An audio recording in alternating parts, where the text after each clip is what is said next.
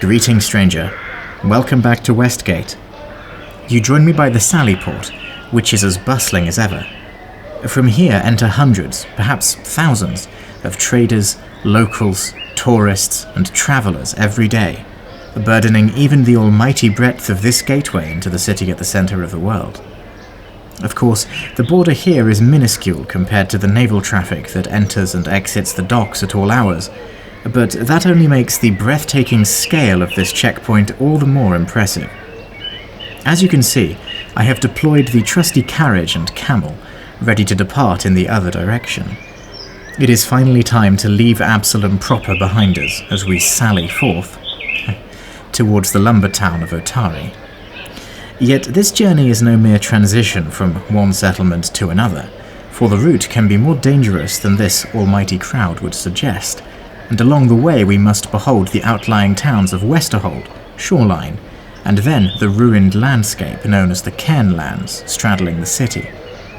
A place as unique and storied as Absalom invited conquest from its earliest years, and the stubborn remnants of many great sieges bestrew the environment beyond its walls like so many bones. So, if you are ready to get underway, hop back onto the carriage as I embark on a tour of the graveyard outside Absalom. Here we go. The contrast between the city and its orbiting towns is nowhere near as stark as the one between its towns and the Cairnlands, but do not let that detract from the sudden change that everyone experiences when they venture through the Sallyport for the first time. As I mention this, I should point out to you that most city dwellers never explore Kortos.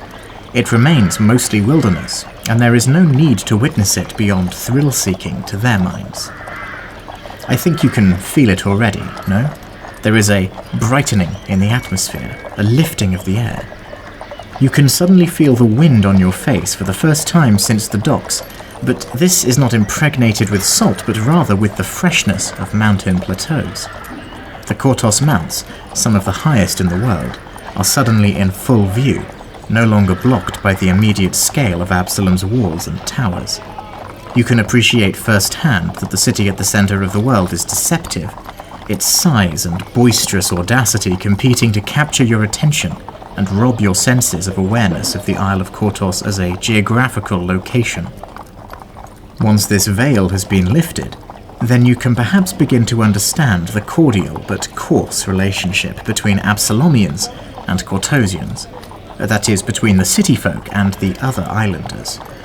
It is not something immediately apparent to many, especially not to foreigners, but it is telling that the High Counselor responsible for Kortos is entitled the Viceroy, always deputized and explicitly secondary to the city itself. Naturally, this has fueled some resentment, but more than that, it has fueled a unique culture that rejects the tedious availability of the city in favor of sincere appreciation of Eridan's gifts to humanity. After all, before he founded Absalom, he first raised this land from the bottom of the inner sea, so privileging the walls and towers over the trees and mountains is, in a sense, a rather artificial and arbitrary distinction. All this to say, there are clear differences between the rest of Kortos and its capital, even more so than most nations, and the geography before us emphasizes this, with the Cairnlands starkly separating Absalom from all of its satellite communities, with the exception of the 4 towns that have grown in the shade of the walls. We will see 2 of these on today's tour, as they flank our road here. The one to the south, to our left, is called Shoreline, but let us first discuss the larger settlement to the north, which is called Westerhold. Indeed, this sprawling flood of buildings constitutes the largest of all 4 outskirt settlements, though it is not the oldest. Rather, Westerhold was founded by a dwarven innkeep called Deepkeg, although I am sure pursuing a bustling town was not his original intention. Deepkeg's roadside inn offered something many of its competitors in Westgate did not: suitable stabling, especially for more exotic mounts. The conservative district abhorred the notion of permitting hippogriffs and diabats and monstrous snakes and who knows what else held captive within its borders, so Deepkeg countered by constructing extensive stables outside his establishment that rivaled the very best Absalom had to offer. Before long, wealthy folk from the Petal district started to house their more dangerous pets here, and many families even purchased small plots of land on which to erect secondary estates for domestic holidays. This subsequently led to supporting workers migrating to their own plots of land in orbit to maintain everything, which in turn justified craftspeople and artisans setting up their own businesses as well. Transport yourself to the present day, 2 millennia later, and the result is the well-to-do town you see before you now. In contrast, Shoreline to the south has always been a communal undertaking. Almost everyone considers it to be the Puddle's more respectable sibling, because it was originally founded by workers largely from that district who were pursuing more malodorous businesses like tanning, milling, and brewing. Plenty of fishermen came with them as well to secure more authentic catches. But do not suggest that version of history to the Shoreliners, for they consider themselves to be above the poverty and crime of Absalom's poorest district. Since its founding, it has developed its own culture beyond the walls, so there is perhaps some merit to this perspective.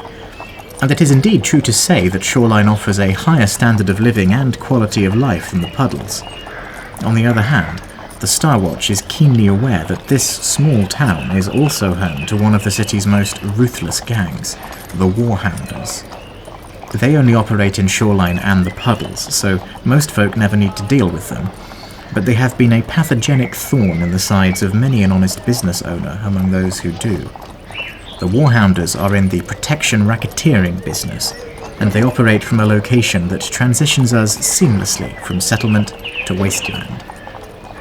Look there, on the farthest beach. Notice the 4 siege engines?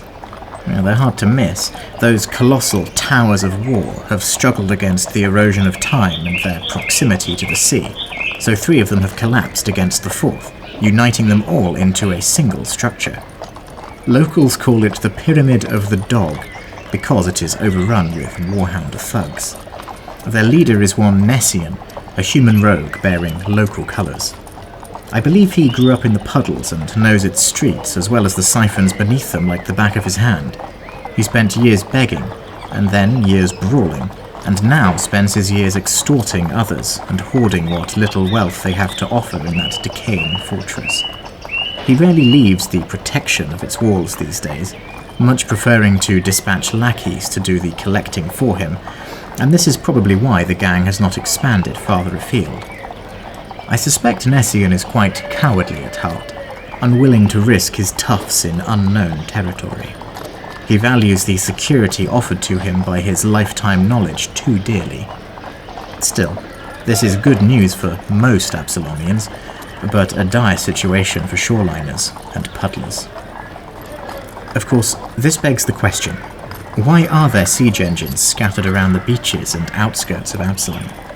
To put it simply, there have been too many attempts on the city's ownership, and most of them at considerable scale, for the Grand Council to hold it worthwhile to clean up the surrounding area when their debris and graves are left by the wayside.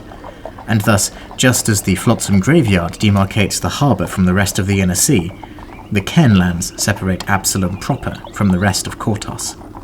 The speed with which these vibrant outskirts transition to blasted ruins is astonishing. The Pyramid of the Dog is but the first of many such fortifications that remain notable to this day, long after their builders were slain or put to flight. However, it would be suicidal to go exploring around the Cairnlands unprepared. Certainly, we would require a great deal more than a camel and carriage. While the western edge of the Cairnlands, through which we are presently travelling, is more secure than its eastern counterpart, I would still not commit to naming it safe.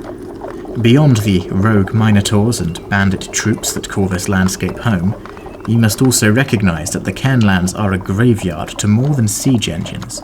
There are many unburied and restless dead lurking amidst the creaking ruins here. Therefore, let us stick to the main road towards Otari, which is at least patrolled by the Kortos cavalry and frequented by travelling merchants and other caravans. As we do, I will recount to you the history of the Cairnlands, which by its nature is also the history of the great land sieges of Absalom. Do note that the ones I mention are not exhaustive, for they exclude the great naval sieges and countless smaller assaults on the city walls through the years.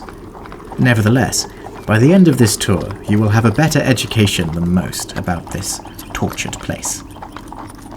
The first siege that befell Absalom is remembered to history by this name, and occurred in the year 23, when the city was but a skeleton of what was to come, and the god Eridan still resided in his Starstone Cathedral.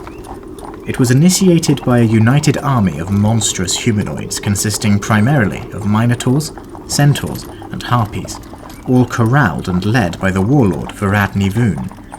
His name will be familiar to you if you have listened to my talk on minotaurs.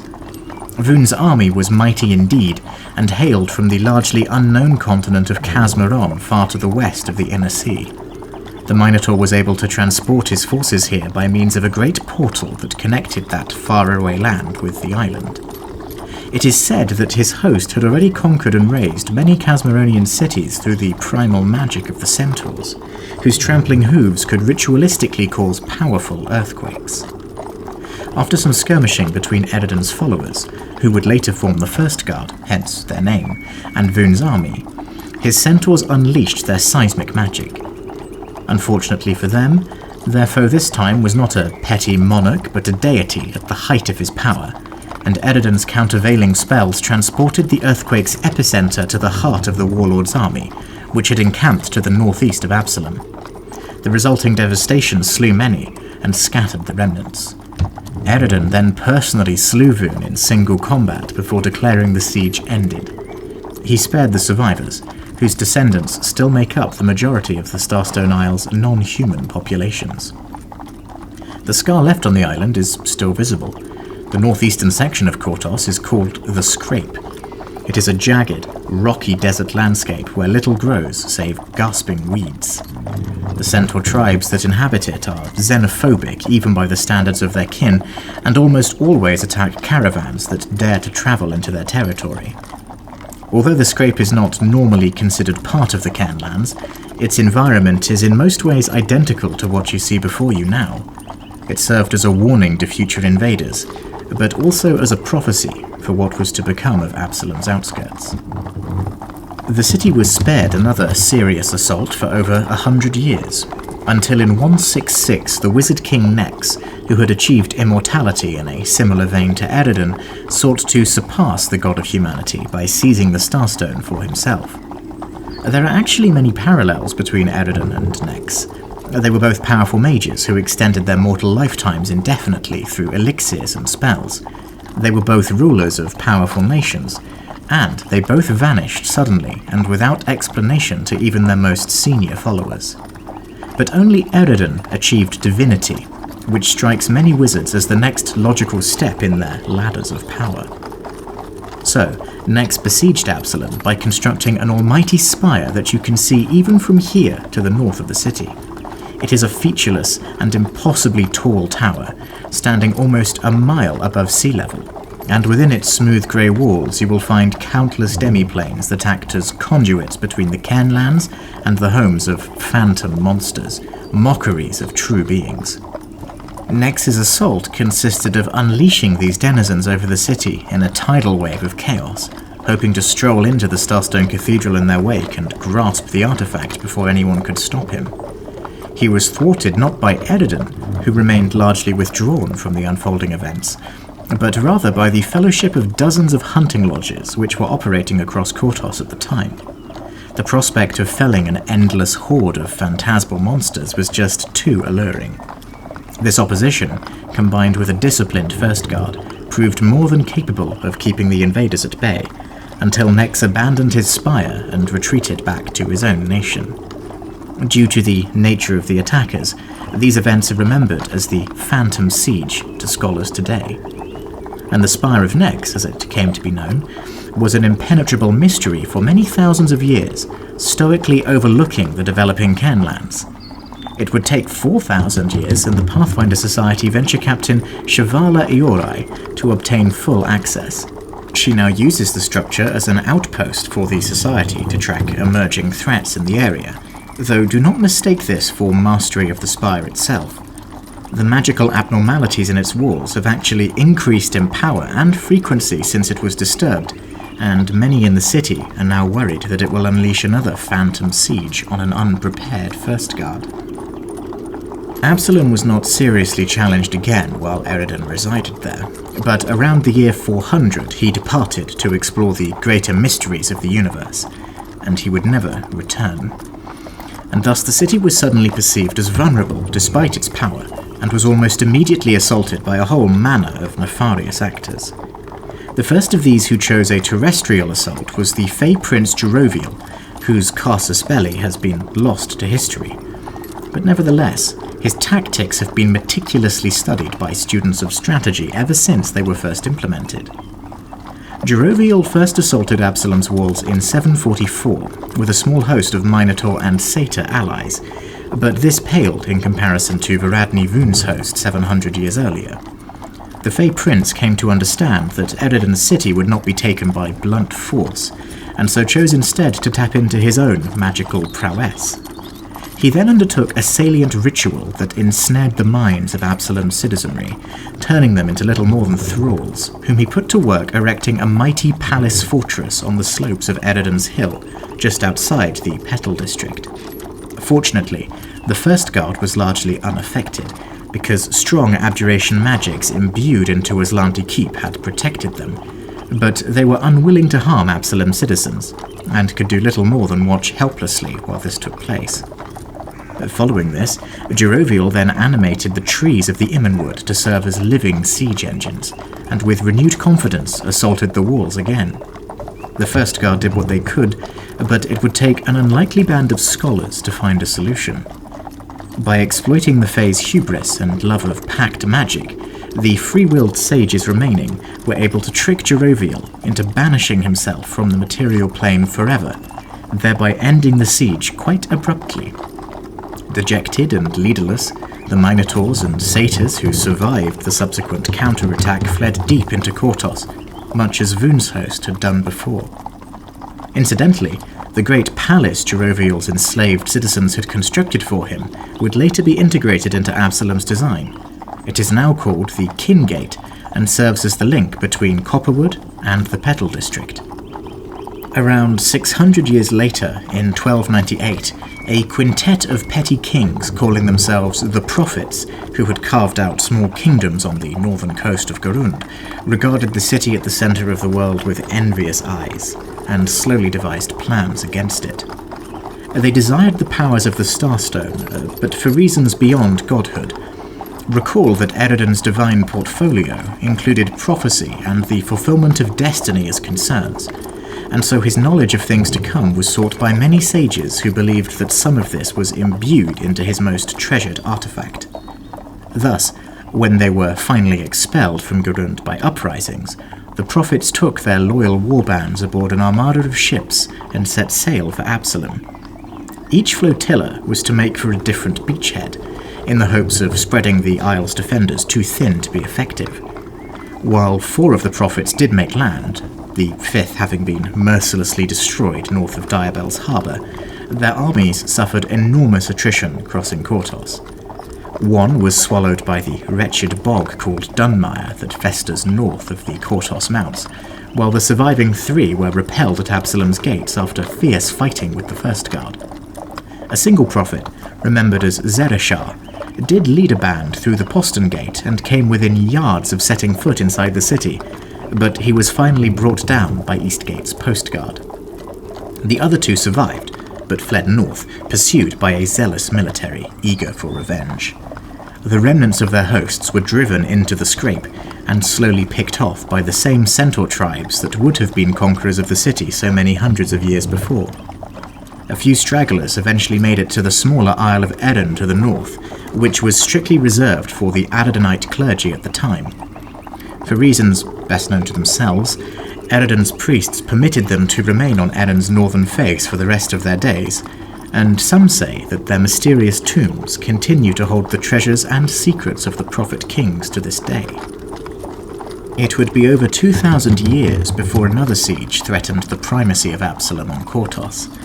In 3637, a Numerian wizard called Karamos the Machine followed in the footsteps of Nex by single-handedly erecting a fortress in the Cairnlands called the Red Redoubt, and used it as a staging ground to unleash an army onto the city. Karamos was obsessed with clockwork, constructs, and the electromechanical properties of the strange machines that populate his homeland.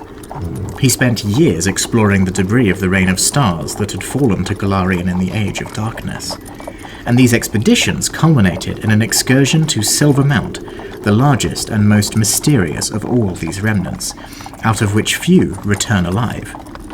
Yet Karamos did, a full 30 years later no less, though he had been greatly changed by his time there.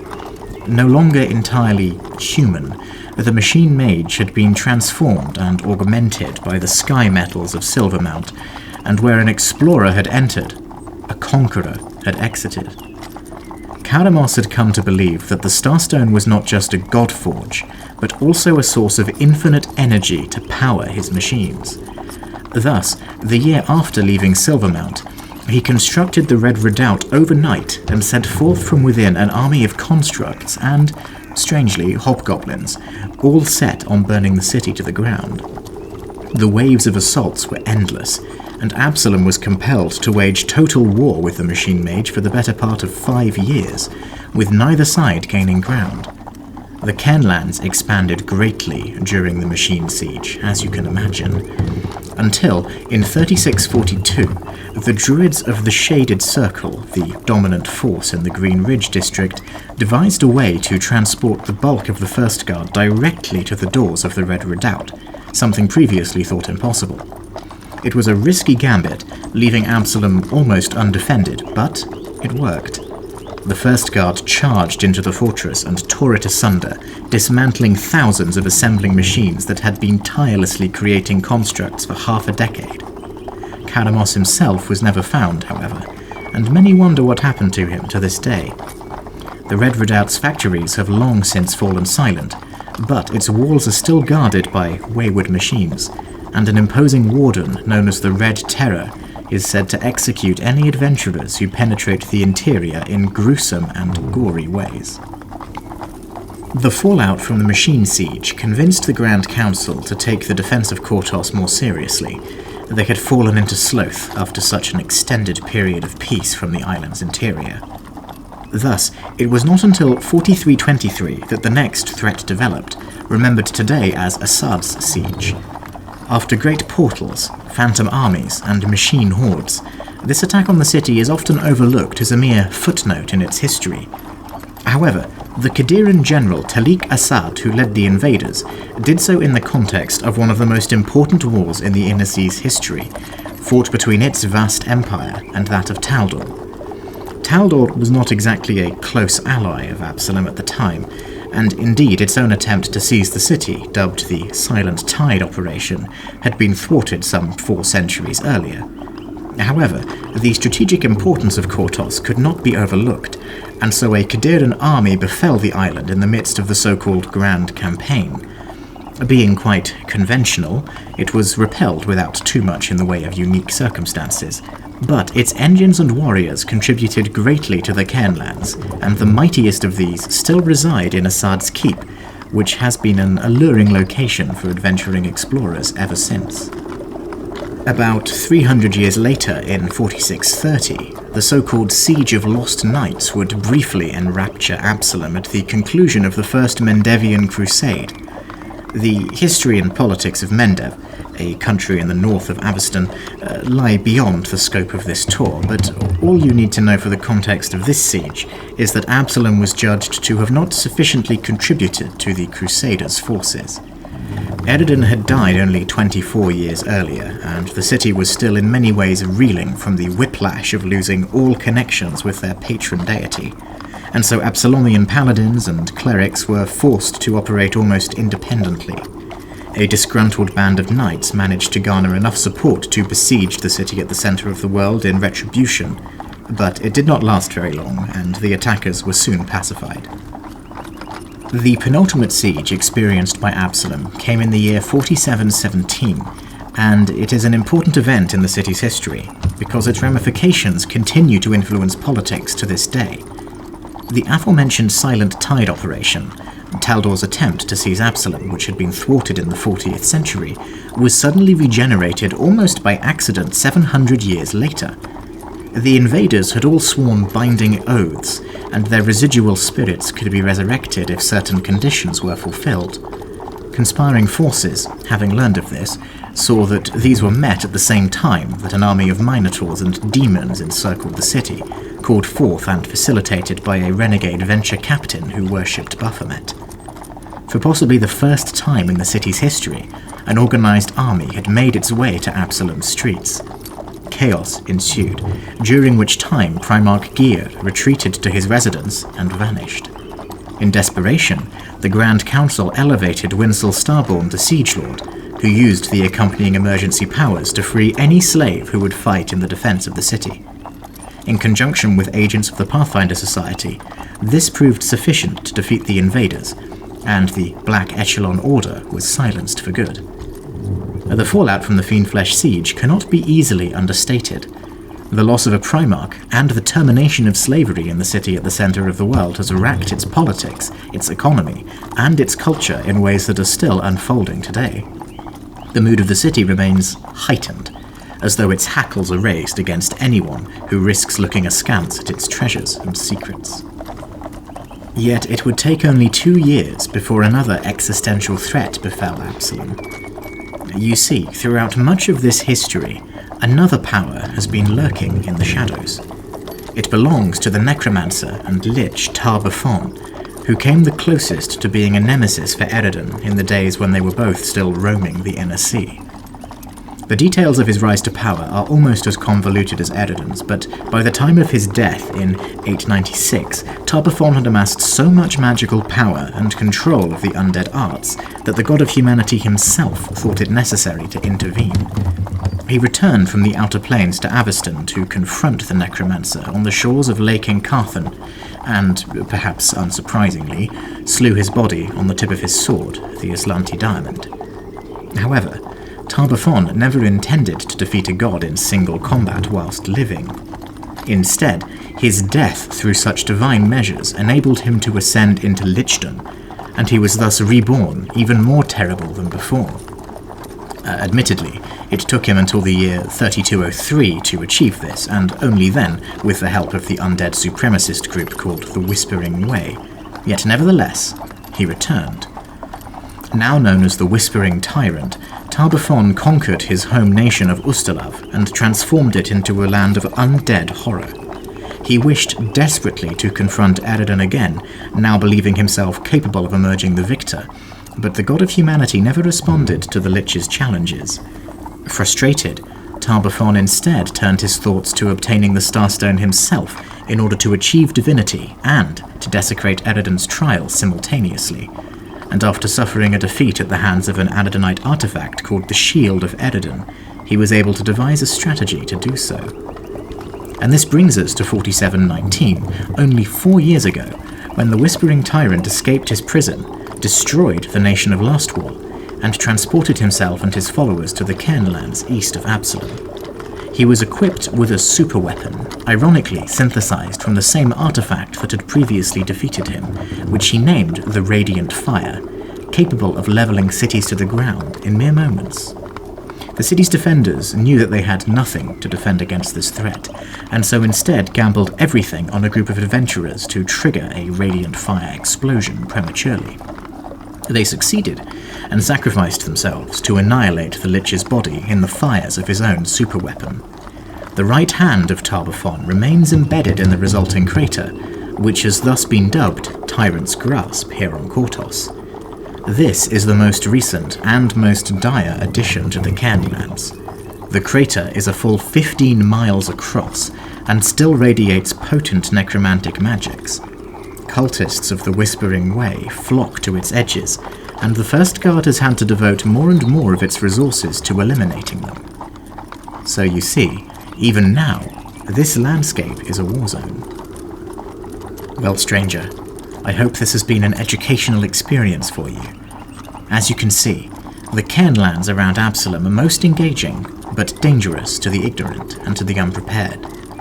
I expect you would be able to accomplish many great deeds in the bowels of the fortresses and engines of war that litter this landscape, but before you grasp your swords and staves to do so, I would first invite you to join me as I approach Otari. It will not be long now before we reach the edges of the Immenwood and verdant life begins to return to our horizon.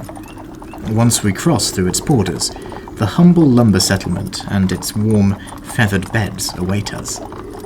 I will leave you in silence for now to observe the Cairnlands from the carriage and the comfort of your own mind. I will rouse you when we reach the Immenwood's borders. Until then.